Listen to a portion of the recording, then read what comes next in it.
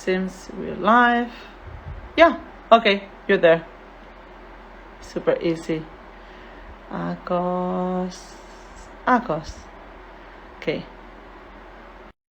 Awesome. This is starting to call out people, but hello everyone. Hi Akos, you joined super fast. This is awesome. Great. Hello. Can you How are hear me you? well? Yes, I can hear you perfectly Yes? fine. Yep. Okay, awesome. Let's give just a few seconds, a minute to people, connect and join us. So everyone, hear your presentation. But thank you so much for finding the time. I know that you are kind of in a transitioning, period. You're Exactly. still in the US, but you just finished traveling, right? Yes. So my visa expired in April, so I switched to a tourist visa, and I'm being a tourist, so I'm traveling around the country, but also working as an independent consultant at the moment. So I'm still in the US, but probably Okay. gonna leave in September. Okay, that is actually something that we have never. I think that we haven't got participants like you. Like pretty much everyone, when they finish the program, they either leave or just leave temporarily in order to get on the visa and then come back. But you just leave the country for a couple of weeks or something like that, and you move back as a tourist. So how did you do it? I didn't even have to leave the country because of COVID. I could just file a petition for the visa, Oh, for the tourist visa. So kind that's of right why. now I'm in limbo. I don't have the tourist visa yet, but I don't have the J1 visa. So I'm in between visas, but Either. I can stay in the country until I receive the new visa. Yeah, I was gonna say, like, I don't even know if that is, a normal protocol because before that was not legal. I mean, like after your J1 visa or any other visa expires, you just really have to leave if you don't want Exactly. to get in troubles. But okay, so I think that there's some people around here, probably more will join us. So let me just welcome everyone. Thank you so much for joining us in another interview series today with now former participant. He just literally finished, well, a couple months ago, his J1 visa program. And we thought that it was going to be, a nice contrast as opposed to our previous interview a couple of weeks ago with Daniela because she just landed in the US. So I think that is going to be interesting kind of contrast, as I said, between the two experiences of you. So welcome, Akos. Thank you so much, as I said, for joining us. Thank you so much for having me here. No, thank you. Where are you based now? Are you in New York or are you still traveling? Yes, I'm in Brooklyn. In New York. In Oh, Brooklyn, you're yeah, in in New Brooklyn. York. Okay. So just so you know, guys, Akos joined the Architect US program a year and a half ago. He got his work at Reddymade, an amazing, I would say mid-size, kind of a small mid-size boutique studio. They do great work, very interesting, very conceptual. I definitely recommend you check it out. They're also based in Brooklyn or in Manhattan? No, in Manhattan, yeah. In Manhattan, okay. And so, yeah, Akos just, as I said, just finished his program, and he has an interesting story just for what he was explaining before. That due to COVID, he's like in a limbo, mode, and thanks to COVID, if we can say anything positive about it, he's got the chance to actually stay in the U.S. for a couple of months more until he gets back home. So he transitions into the tourist visa just because of that. How that actually worked? Did you apply for it or you didn't have to leave the country, as you said, right? Yeah, no, it's everything is online basically. So I could just go through the whole application. I went to take my fingertips and fingerprints and all the biometric data. And now I'm just waiting basically for Huh. the approval. That's awesome. That's great. So, yeah, I wanna just let me turn off the aircon because I'm freezing here. And I already kind of introduced briefly, how you landed in the Architect US world, but I want you to introduce yourself as an architect. I think that, from the answers that you provided in your pre-interview questionnaire, I think that you have interesting kind of life process until you, decided to become an architect. So if you can give us just a little bit of background of yourself, that would be amazing. Yeah, sure, of course. So I graduated in Budapest in Hungary. I'm from Hungary, and I went to architecture school in Budapest to the Budapest University of Technology. And while at university, I took a chance and came out to the US to do an internship here at Kevin Cannon Architects. That was in 2014. And that was a pretty big impact, on my view as an architect. Of So I course. decided that I'm gonna want to come back That was in eventually. between, sorry, I cut you off, but just Yep. to get a context or the timeline context. So that was while you were doing your studies. I mean, like, did you take, it was a summer internship or you took a whole gap year? I took a semester off, Okay. so fall semester, and it was basically at the middle of my studies, so third year, I think, when I felt that I need a break from everything in school. So that's why I decided. And also, I have an uncle who lives in New York, and he's been living here for 20 years now. So as a kid, I had the opportunity to come and visit him a couple of I times. see. So I really had a connection with the city, and I knew that I have to come back at some point. So that was the first when I came back as an architect, and now, of course, after graduating, I took a job in Hungary, and I worked for a pretty cool Hungarian firm for like 3 years, I think, and I learned a lot. But eventually, I kind of felt that the Hungarian, the political regime right now is not really allowing architects to take any opportunities, basically. So I could see that the opportunities were fewer and fewer.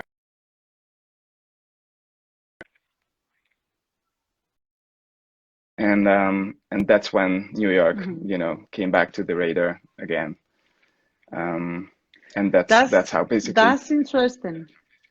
Yeah, no, I think that I don't know if it was subconsciously, or you had a clear career path in mind at the time when you decided, okay, I need a break, or if it was just because you felt that you had a break. But I think it was really clever that you decided to experience architecture even though you were still a student, because, well, I want to hear that impact that you were referring earlier, but I don't know if exactly how the system works in Hungary, but in the UK, and it's similar to the US as well in that regard. They always have to, the system, or the education system, splits the profession like in three parts. They actually call it part one, part two, part three. And so after each of the first two parts, you are you're expected to gain professional experience in order to move forward to the next part. And I experienced that when I was working in London, and I was working with part two people that supposedly were at the same level that I was. And even though we were equal in some, in the technical part, or in the skills, they felt way more confident, and like you could totally test that they had got the opportunity to actually see themselves in a professional scenario before, whereas for me it was almost like my first job, right? So do you agree with that? I mean, how was your experience going back to school after that semester gap, especially doing an internship abroad and in the US? Well, that opened my whole mindset. I felt that in Hungary, especially at the Budapest University of Technology, it's pretty much like a teacher-student relation. So they tell you how it is and how it should be, and you should learn how it is and how it should be. And in the US, and that's all, and that's it. Yeah. And I feel that in the US, it's not like that. So it's much more abstract kind of thinking that's going on in architecture, and that it's much more unconstrained view in architecture and in design. So that's what I try to, bring back with me to Hungary. And I think the second half of university was much smoother because of that for me. Of course, of course.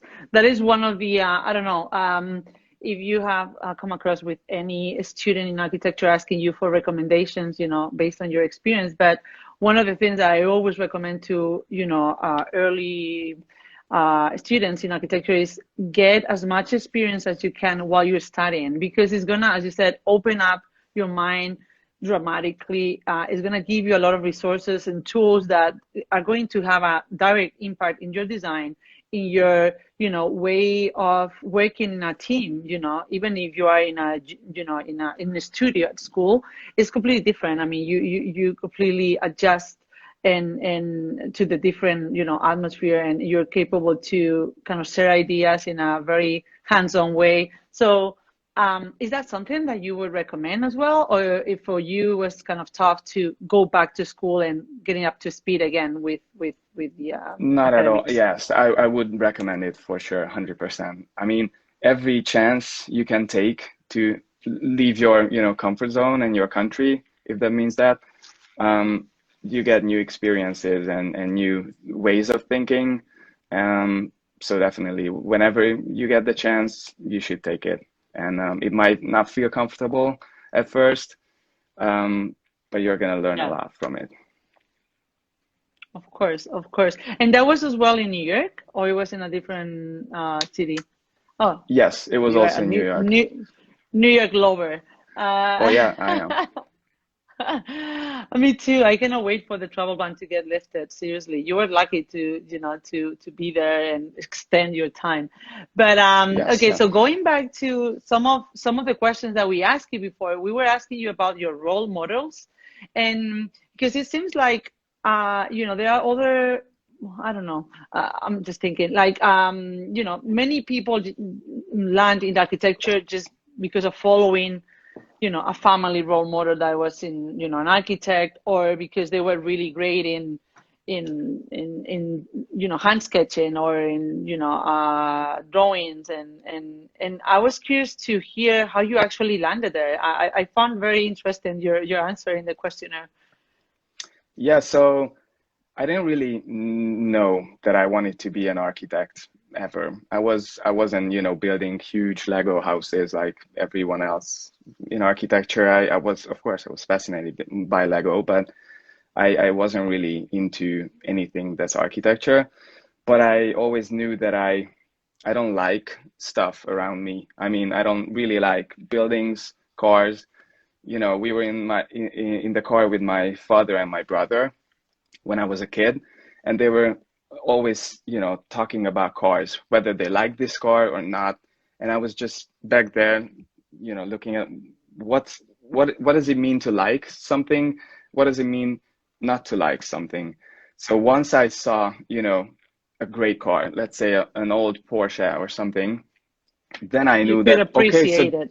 this is what it means to like something. So that's when I knew that, okay, maybe my tolerance is somewhere else than it should be, or I was kind of different in that way, that I really don't like the design of 99% of stuff around us, because it's not properly designed. It's not even, most of it is not even It's not designed even designed, by exactly. designers. Yeah.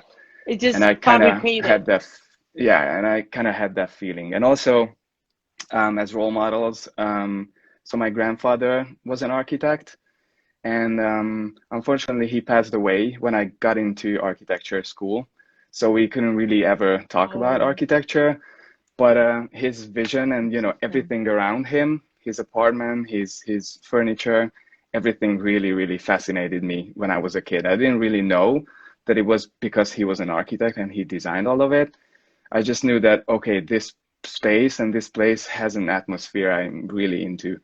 So so these baby steps and these little, building blocks came together, and then I decided that, okay, maybe I'm gonna be good in architecture, so let's go that way. I also wanted to get into product design, but I knew that it's gonna be something design, and that's how I ended up in architecture school. Lovely. I always ask these questions to all our interviewees because I find it pretty fascinating how we all, share some parts of the story, but everyone adds something new to it, and I find that pretty interesting. And in terms of what you were saying, that design matters. That has been kind of, I don't know if you always landed in the different jobs that you have been part of, in the different teams, just because, by luck, the opportunity came your way, or it was, you have been always determined, like, I really want to follow this path. This is the type of architecture I want to, get surrounded by, because it seems like you were pretty determined, at your early career stage. So is that something that, you had always clear, or you just get the opportunity when it comes your way? I think both. So I pretty much know what I want to do. But these opportunities I had, I was kind of trying to find these opportunities, but also they ended up finding me. So it was kind of a 50-50. I always wanted to end up at a firm like this. But basically it was through a friend of a friend. So it wasn't like, okay, I only applied to this position because this is my dream job. I didn't even know about Reddymade before I came to the US. I was asking this actually because I read that you're, oh, sorry, I cut you off. I think that there's some delay. No, I was just going to say that I don't know if I was kind of thinking about one of your answers saying that your ultimate goal is to actually set up your own, firm, and so I didn't know if they were providing kind of some skills that you want to kind of explore for your own practice. But I understand that, yeah, your answer is kind of a mixture, I guess, of what you want to do and what it came to you, I guess.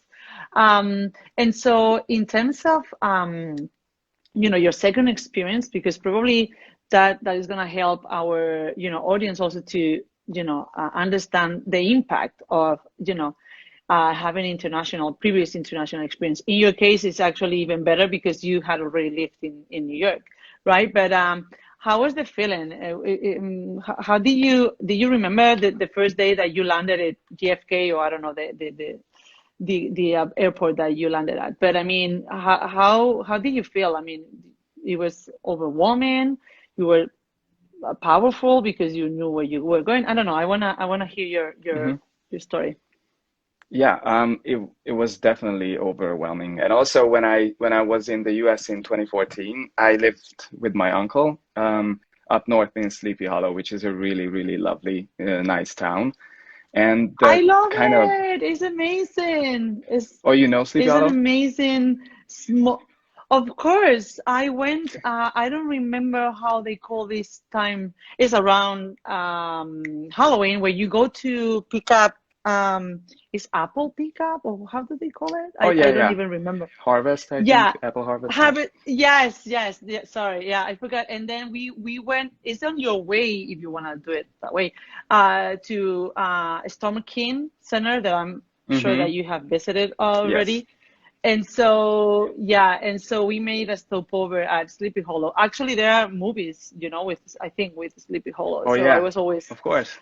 Yeah, it's a beautiful. So you live there? Oh my God, that's so nice. That's lovely. Yeah, and it was extremely nice. So I had that experience in 2014, and now I came to Brooklyn. Back then, I didn't really cross bridges. Of course, I visited Brooklyn and several museums and art studios, whatever, but I didn't really know Brooklyn and the deeper Brooklyn. And now I'm living in Bushwick, and it's not Sleepy Hollow for sure. So the contrast is big. It's not. It's just 2 hours by train, the whole thing, the distance, but it feels much more. So it was a culture shock for sure. So I had to get used to everything around me. But I was also lucky because my girlfriend and I came to the US together. So she was studying with a Fulbright scholarship, and she did her master's in New York. So is he also in architecture? No, she's in art history. Oh, She's a okay. curator. Yeah, Oh, so wow. so Wow, interesting. that was that was easier for both of us. So it wasn't just, us by ourselves, but the two of us, which helps a lot. Awesome. And now that you can look back, and see where you are now and you where you were when you landed to start working for Reddymade, what do you think you would recommend, people thinking or about to actually land in the US? Thank God, since the beginning of the year, we have resumed, with the visas, and we have a bunch of participants either already, just new in the city or in different parts of the US, and some of them are just waiting to travel there. So is there anything that you would recommend or that you would have liked someone would have told you before? Not really. I think this whole experience is good as it is. The bigger the cultural shock is, the better, I think. So all of us come here, with all these constraints and all these biases. And this city is going to strip you of all these biases and constraints, even also in architecture, but I think also personally. You think that you think something, very strongly believe in something, but here it's just gonna disappear, everything, and the world is gonna spin Yeah, with then you, then you then know. New York is gonna tell you, okay, sure, forget about that. This is my way, right? And you're gonna have to cope with Exactly. it. Yeah, yeah, Yes. yeah. I think that's actually, I think that your answer is perfect because, even if it can be hard, overwhelming, and very challenging at the very beginning, it's part of the deal, and it's part of how great the overall experience is going to become, right? So we're not trying to say, guys, that you the worse it is for you at the beginning, the better it's going to be in the end. No, but in a way, it's part of the whole journey, I guess. And I don't know how to translate into English, but we have a kind of a proverb in Spanish. I don't know if it will make sense, but basically we say that, and I always use it for New York. Like, New York doesn't kill you; it only kind of leave you without breath at the beginning, and just slowly allows you to start adapting, and you feel like I don't know about you, but when I left New York, I was like, okay, what's next? I can Hmm. face anything now. I'm a super woman now, because Yeah, I'm right. yes, I'm kind of afraid of leaving because there's so much, input in this city, so much diversity, so much everything. It's so much that once you leave, I can imagine that it feels a little bit empty, everything becomes a little more slow. So there has to be a transition period where you get used to the new environment and the new circumstances. And yeah, it must be tricky. That that's actually a good point. We have never interviewed former participants back at their home countries. I don't recall right now, like all of them are still in the program or about to leave or things like that, but probably is an interesting topic also to discover how each person experience the addiction of New York or other cities in the US, because it's true. I mean, it gets complicated because you are back at your home country, at your home. Probably is what you have been, thinking that that's what you wanted to do, but at the same time you're feeling like, I'm not here. My mind is still there, and but I would think that probably you already have a goal in mind that is taking you back home, right?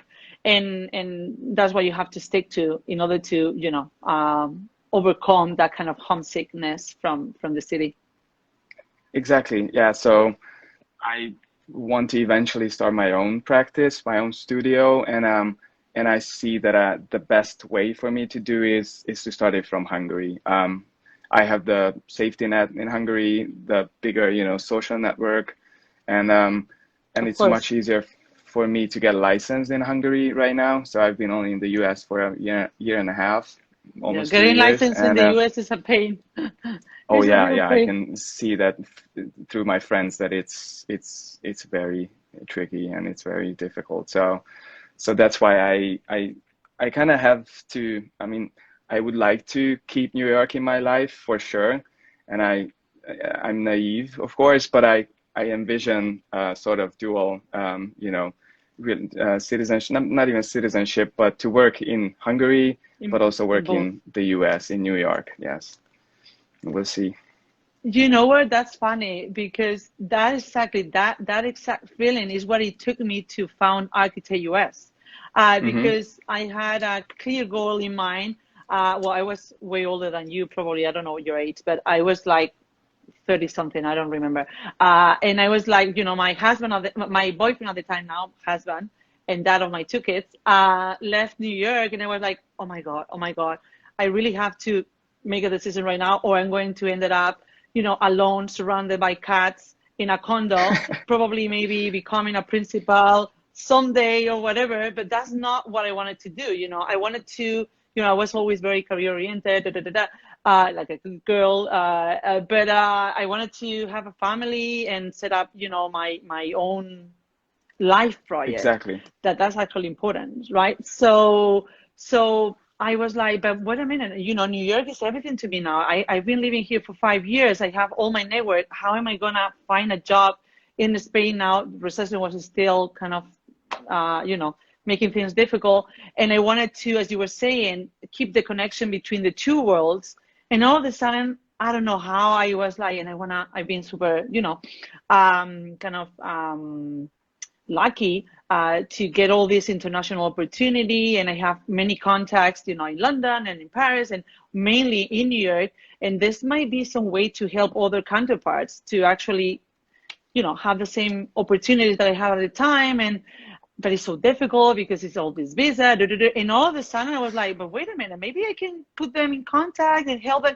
And I started like in a very naive way, in a very romantic way, just, to make sure I was gonna have like 5 trips per year insured to New York, just because I had to travel for business, and at the same time living back home and start my life project, which I accomplished it. Now I have my family and everything. So, It's um, very I, reassuring to see your example. So you did it, you have this connection between the yeah. two, So you can make and it. You will. yeah. Yeah, I cannot wait to see. And I actually started the licensure.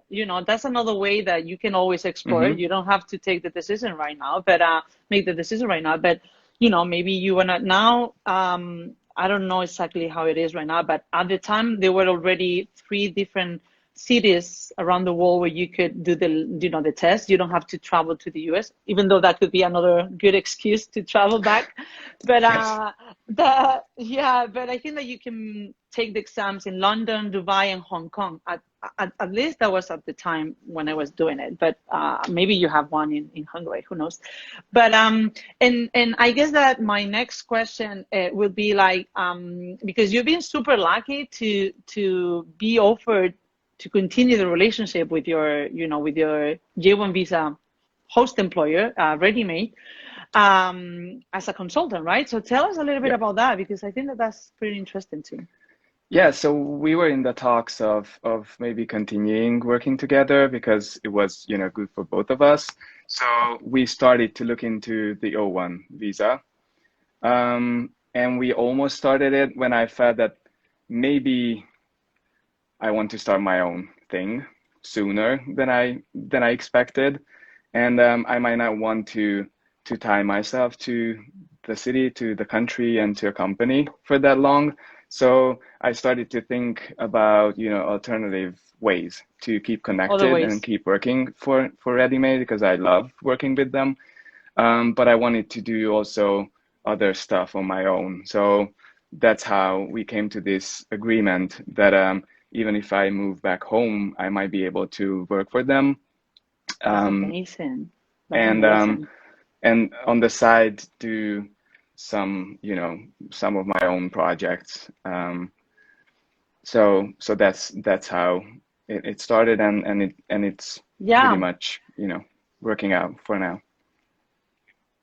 No, yeah. I mean, we've got it's actually not super common, but yeah, we've got a few participants where their companies were extremely, happy with them and they didn't want to let them go. And so they reached out to us to see what other options could be available. And all of them have continued working for their, U.S. employer as part-time or as a full-time consultant, and the legal frame is super easy. You just build your hours, so they pay you per project. I mean, depending on your agreement, and that can be actually the passport for you to be going back and forth as well. Whenever they need you or whenever you need to meet with them. And that is amazing. So actually the interview title, I found it pretty interesting, is, and I would like to ask you, what would you say are Hmm. the three biggest job opportunities that you believe working in the USA can bring you or have brought you to your resume? Sorry. Job opportunity.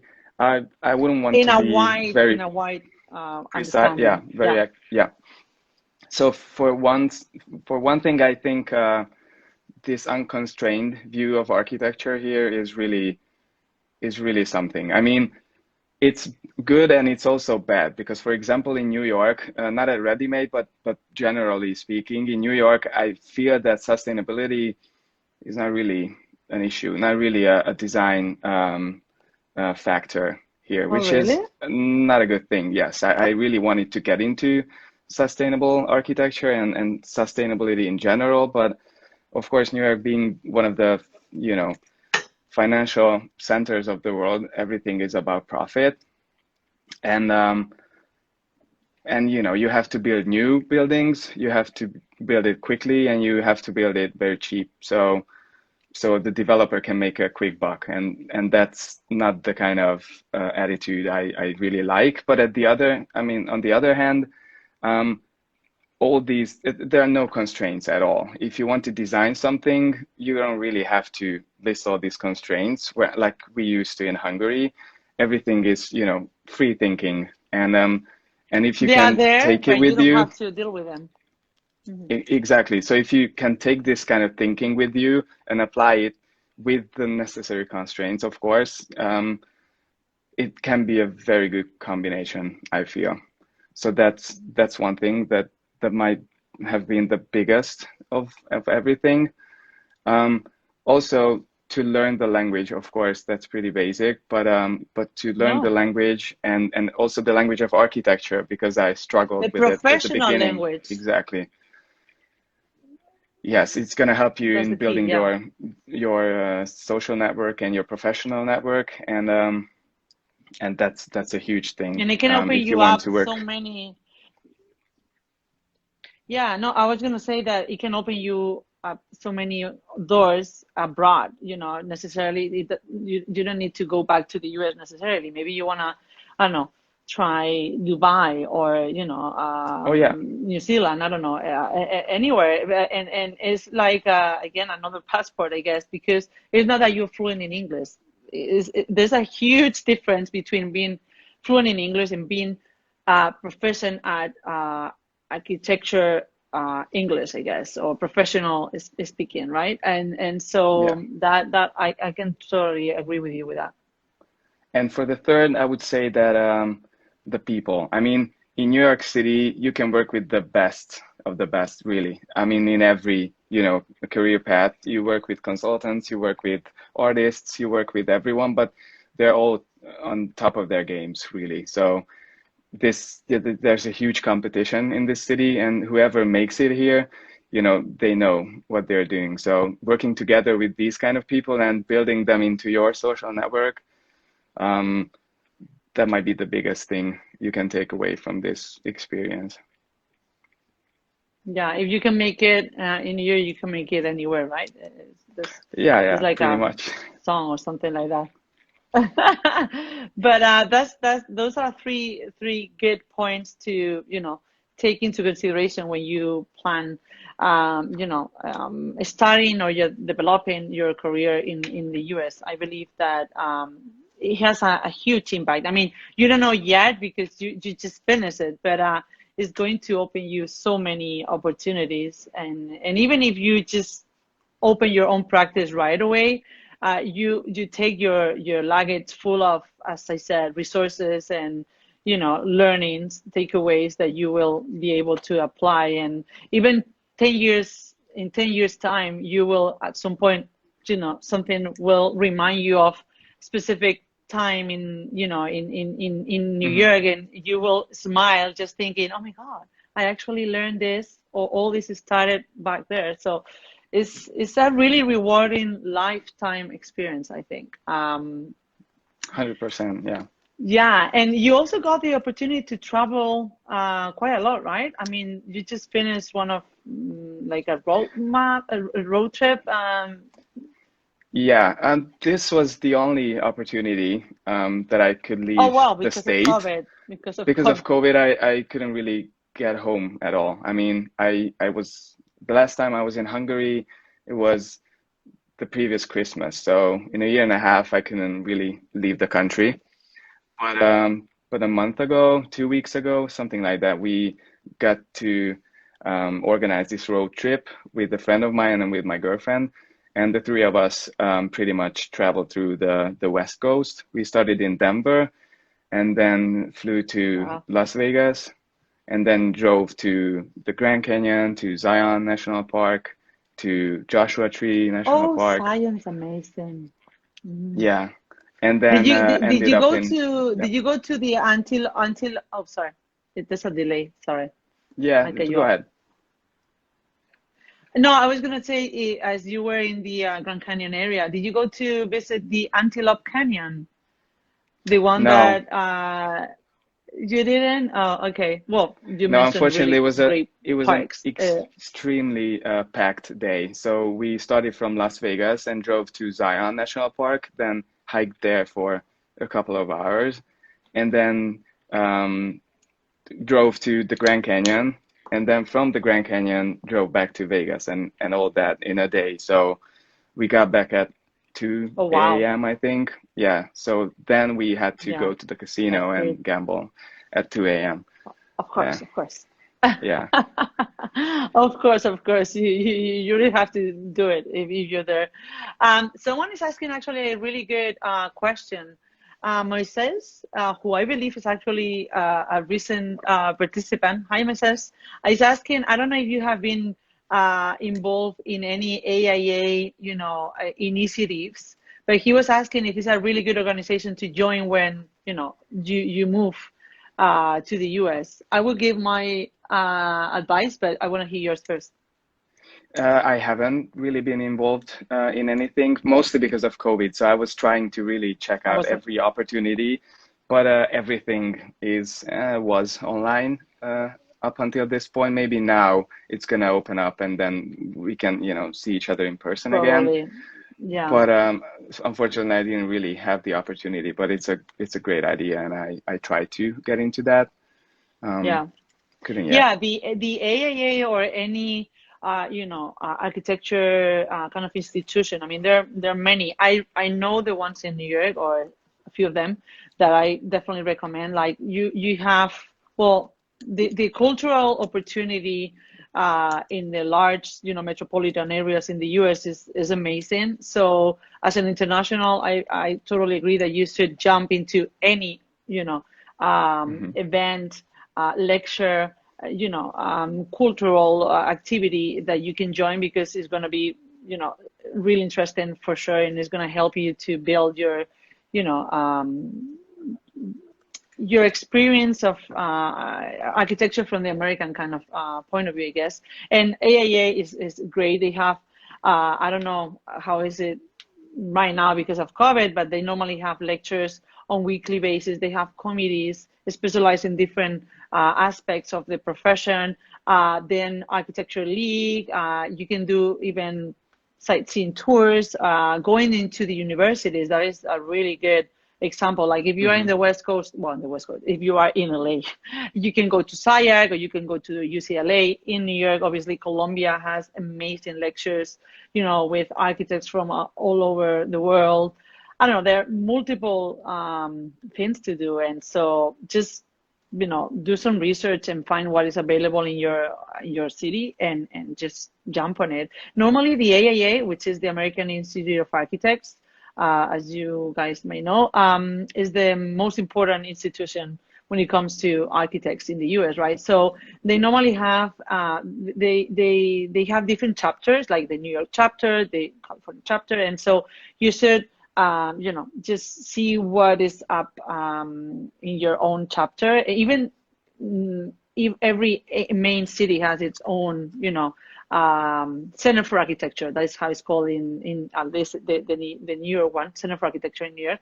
And you can even explore visits to masterpieces. Like in Chicago, you can go to see the Farnsworth house. So you can, check different Mies work, or go and see Frank Lloyd Wright, houses. I mean, it's really interesting. So actually, did you get the chance to do any of this?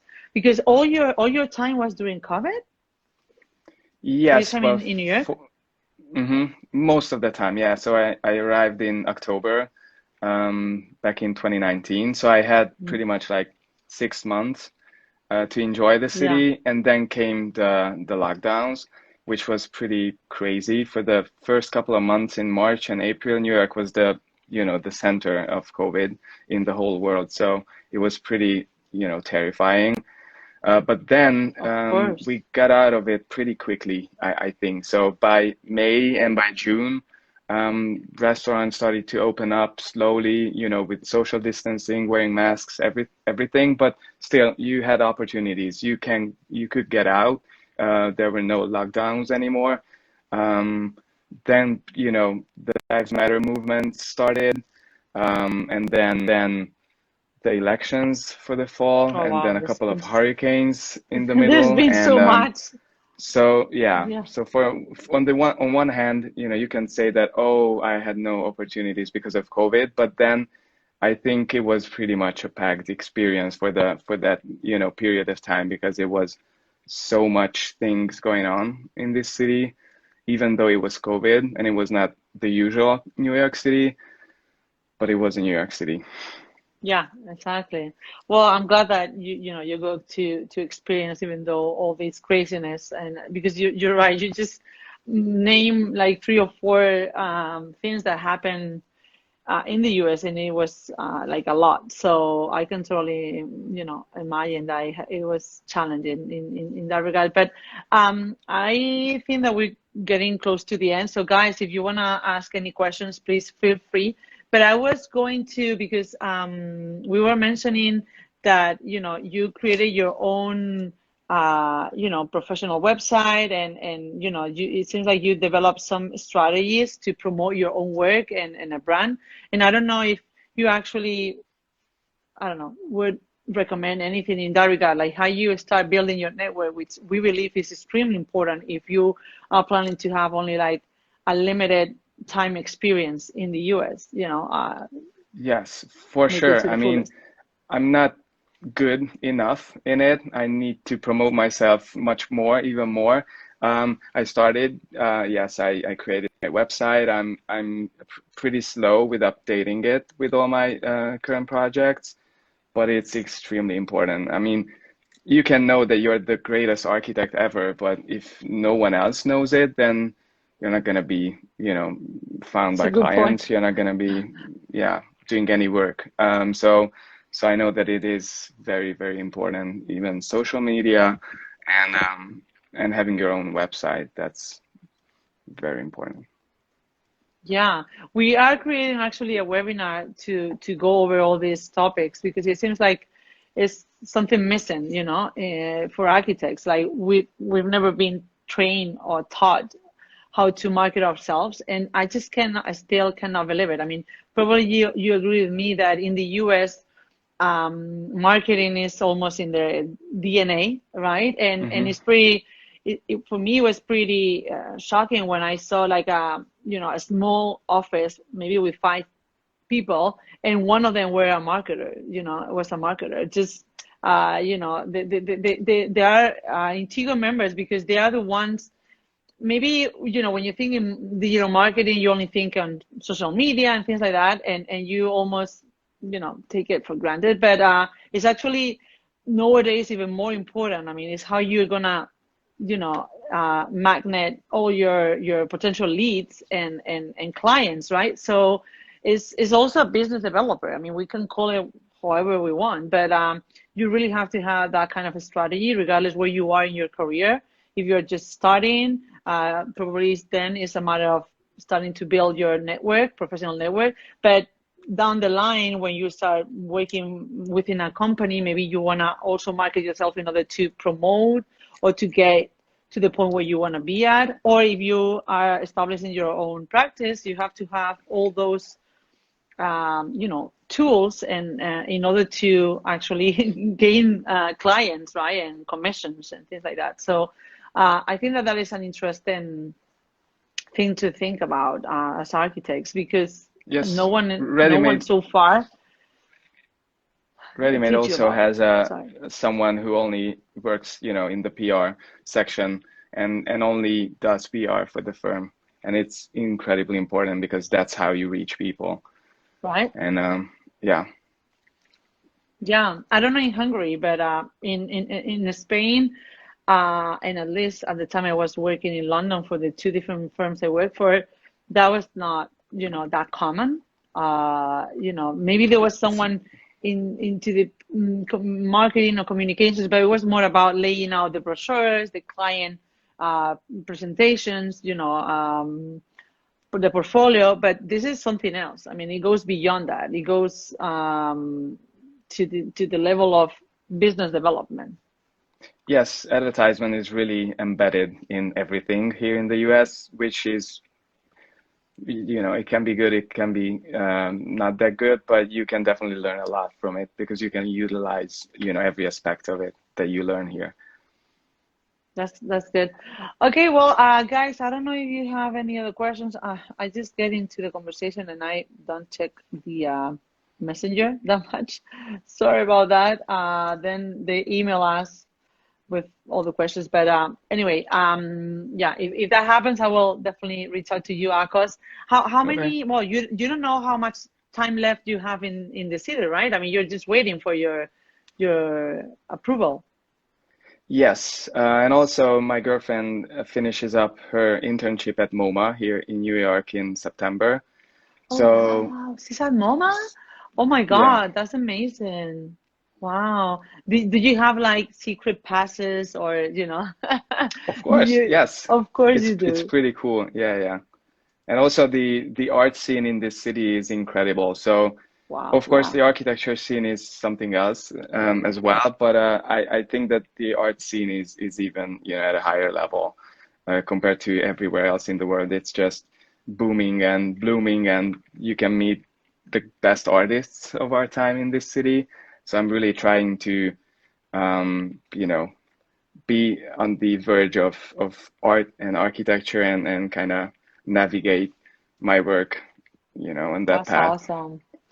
Lucky you, lucky you. So yeah, get the most out of that opportunity that is bringing you.